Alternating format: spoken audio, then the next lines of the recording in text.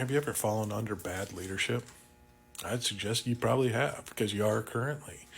It's something we talked about in Drop the Stones, where we're in a situation where we're under bad leadership. And this goes back to just time and seeing how things are going. How when chaos started to erupt and the proverbial shit hit the fan, we started to pour gasoline as the leaders on the fire instead of trying to find a resolution, work out with both sides, sit people down and have them have a discussion to figure out what is the best solution, what needs to be done, what needs to be seen, who needs to be heard.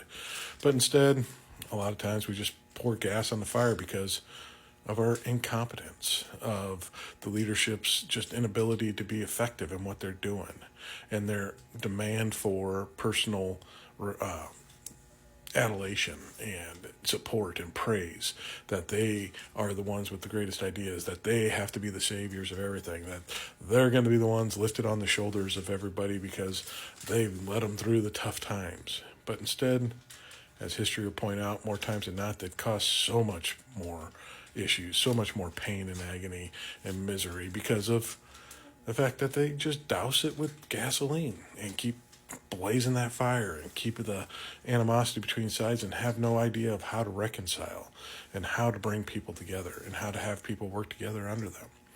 And we've gone through these situations in national and local and personal levels. I know personally I've had teams that I've been on that had poor leadership. I've been in work environments with poor leadership. I've been in group projects that have poor leadership. And inevitably, it always comes back to the leadership in it, just wanting to be all about themselves.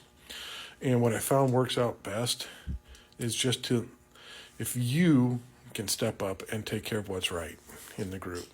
And sometimes it's letting the person that's leading think it's their idea and letting them go and just being humble and limiting yourself and not worry about what's going on and kind of subverting the leadership to guide it in a proper path and a group path that needs to go, and let the leader think that he's in control.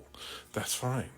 It's just about meeting that goal, getting that project done, getting that team win on the field or whatever, and just finding ways to make sure progress is being done and make sure things keep going. And I think that's the key right now, is we can't be focused on the poor leadership. We can't be focused on the decisions being made and how it's going to tear everything apart.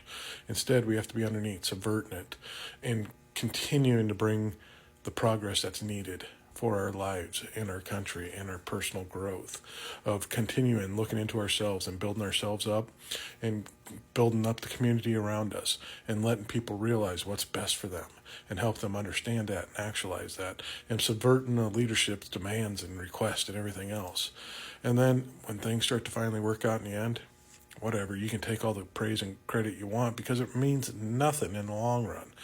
People will understand that it's because of the work that they did themselves underneath and got it all done and pat themselves on the back.